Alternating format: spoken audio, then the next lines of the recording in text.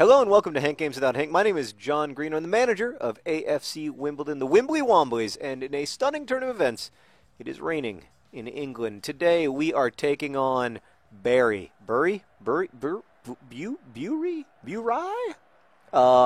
to win. We're going to win because we're starting John Green and John Green up front, teammates in life and in love, and because we're starting Lizzie Bennett all the way back there in the back. And she is an absolute force when it comes to protecting the left wing. All right, today's video is about the top 10 scandals of 2013, at least according to Time Magazine. Now, I think this is somewhat delegitimized by the fact that Rob Ford isn't even on the list, when in fact he should be at least numbers 1 through 7. I'm completely fascinated by Rob Ford, mostly because it's one of those weird situations where people should be saying you need to get help, and instead they're saying maybe we will re-elect you the mayor of Toronto. I always find that interesting. Oh, you know what else I find interesting? Oh! No, what's up, Meredith? Oh, he is on the list. All right, but he's not number 1, which I think is low. I think he's low. What is the list? Oh, Justin Bieber went to a brothel in Brazil. Is that right? Yeah, I mean, the surprise there is not that Justin Bieber went to a brothel, but that Justin Bieber, well, it is. I mean, I've never really understood the allure, I have to say, because I'm a very health conscious person. I'm pretty hypochondriacal, and yeah, it just seems like a really good way to get chlamydia, which seems horrible. Like, it just seems really unpleasant. So I don't know. That's my main thought about Justin Bieber, but that's also why I wouldn't sleep with Justin Bieber. You know, like, I'm terrified. I just don't want to get chlamydia. I know that it's curable and everything. I just don't want to. I'm just being perfectly honest with you here. Yeah, I mean, I don't know. Like, Justin Bieber's growing up, and this is always what this happens 100% of the time. Like, it screws you up pretty badly. I think fame in general screws you up pretty badly because you lose perspective, and it becomes really difficult to, like, internalize. It becomes really difficult to, like, think of yourself in any kind of even quasi-objective way. It becomes really difficult not to be narcissistic, and then also I think that there's it's really difficult to, like, feel like you're worth anything. That's certainly not a problem reserved to famous people, but, like, I think, like, the thing that people kept asking about the whole Justin Bieber going to a brothel thing was like, oh, why is Justin Bieber could get laid anytime he wants. And, like, that's kind of true and kind of not. Like, it is true in a sense. In another sense, he probably doesn't feel, like, worthy of those encounters or relationships, and he probably doesn't feel like they're really about, you know, that it's really how people feel about him. It's how people feel about his celebrity, which probably at this point feels pretty distant from him. And I don't know. I think that would kind of suck. So, anyway, thank God I'm married. That's the long and short of it. What was the 9th biggest scandal of 2013? Oh, Reese Witherspoon she got arrested because her husband got a DUI and she's screaming at the cops or something? I don't know why that's a scandal. I mean, what about Reese Witherspoon implied that she wasn't the kind of person who would, like, get drunk and go, scream at police officers? I don't know. I think, yeah, I mean, the main takeaway for me from that is don't get a DUI. And the best way to not get a DUI is to call a cab. It's not that hard. It's easier and easier in this world of apps and everything. And also, if you're at a bar, they'll call a cab for you. Go to sleep wherever you want to be. Not because you don't want to get a DUI, but because you really, really, really do not want to kill someone. You don't want to kill the passenger in your car. You don't want to kill yourself. You just do not want that. It is not something that is easy to live with. So that's what well, who's offside? This referee's full of it. I guess I was a little bit offside. You know, the Wimbly Womblies were on an amazing run, and then recently we just haven't been the same club. It started when I starting the B team, but I did that because I was trying to rest our best players, and now everybody's tired because we don't have a very deep squad. Pretty soon we're going to have to be starting Jack Art, who's only a 51 skill level. What was the next biggest scandal? Oh, Julianne Hough's blackface? Don't do blackface. That's a pretty simple one. Yeah, I mean, it's super, super, super, super racist.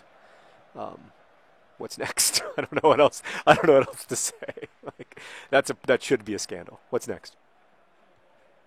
Beyonce lip syncing the national anthem, to me, not a scandal. When did she lip sync the national anthem, at the president's thing? Yeah, the inauguration. Can you believe the inauguration happened this year? I keep being like, how much longer is Obama going to be president for? Is his second term almost over? It just started. This is his first year. It's crazy. I mean, the speed of like political discourse in this country is just astonishing. Like, we can change overnight. Do you like how I keep dribbling the ball out of bounds? Is that a nice touch that I do? Is that a nice thing is that a pleasant thing to watch? Wembley Wombly supporters, are you like, oh man, I'm so grateful to John for constantly dribbling the ball out of bounds?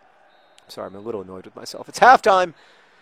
It's 0-0. What is this? The Swoodly Poopers? Ah, that's $10. $10 to the AFC Wimbledon Wembley Wombly Sponsor Foundation. All right. Yeah, I don't know. Of course she lip synced at the inauguration. It's a rather large room, and it was windy and loud and cold, and I don't know. To me, that isn't a story. I thought it was a beautiful rendition of the national anthem, and I was not at all scandalized by her lip syncing. It's better to sound good than it is to sound live. Like, if there's some reason that you can't sound good, then you've got to, then I get it. That said, anybody, as far, like, I'm also of the Beyonce is right 100% of the time no matter what camp. So, like, I'm going to defend Beyonce pretty much in every situation. You got to get to your husband! Oh, it was a beautiful release. But Frankenstein was not the guy. The guy we needed in that situation was Bald John Green. I don't want to criticize Frankenstein, but he's missed a lot of opportunities. I feel like Bald John Green's been hanging back just a little bit. He's trying to get possession too much, and then he's trying to do it all by himself too much. Those are, as you guys know, I've been a little critical of Bald John Green. I just feel like he hasn't been the guy we need. That said, he does have 14 goals in like 12 games. So, all right, what's next, Meredith? Oh, the mayor of San Diego's sexual harassment thing, Bob Filner. Yeah, I mean, again, like that. What was phenomenal about that, or sort of in the sense that it was a phenomenon, was seeing him defend himself / people defend him when it was clear there was an overwhelming, and it was like, oh, there are all the time people accuse people of sexual harassment because they are just trying to get attention for themselves or try to win a lawsuit. But like, I mean, that's like just the patriarchy at work. There's a mayor. They have a mayor. They have a player named D. Mayer. His name's DeMayer. I'm jealous. I want DeMayer. So yeah, I think that it's like pretty unambiguously like he was unambiguously sexually harassing his employees, and I mean, not like, it was pretty sickening stuff. But what fascinated me was the support that he had, and I think he ended up keeping his pension even in his retirement. It was ridiculous. Anyway, yeah. I was scandalized and a little bit horrified that there's still that level of support for Seb Brown. Still that level of support for people who are clearly, they don't just need to be removed from office. They're guilty of crimes. All right, what's next? Lance Armstrong doping. Not a scandal to me, because anybody who follows cycling has known for like 10 years that Lance Armstrong was doping during every single Tour de France win that he ever had. And, I mean, the scandal is that it took till 2013. And eventually, I mean, the reason that he confessed was for legal reasons. It became like legally impossible for him to go on with his. Oh! He's big, he's tough, he has a brilliant puff. Other John Green. Just when it was looking like it was going to be a standard 0-0 draw, who comes through with a very weak shot that is nonetheless strong enough? It's other John Green. Oh, he's a good husband. He's a good man. One day I hope he's going to be a good father. But he is a great football player.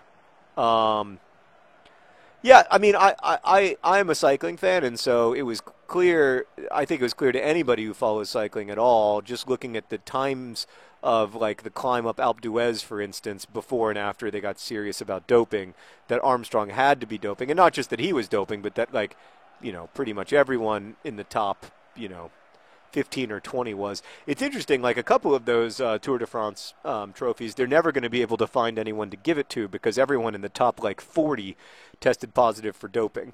But that's not an excuse, particularly because Lance Armstrong always portrayed himself as a victim of this mass conspiracy when in fact it became clear that he was the head of a mass conspiracy to put doping in. Oh, John Green to John Green. John Green's ball, another John Green's. They're the best forwards that Wimbledon has ever seen. Look at that. I mean, that's just a man who loves his husband, who crosses the ball to his husband, and then his husband finishes. It's so beautiful. I mean, it's everything that's beautiful about soccer distilled into one fluid movement. People say that this is not a beautiful game, or that League Two soccer isn't gorgeous. And I'll admit that sometimes it's a little sloppy. Like the quality of the pitch isn't always there. I get it. I get what you guys are saying. But like when those two men who care so much about each other and their club, when they get together on a cross like that, it really is beautiful.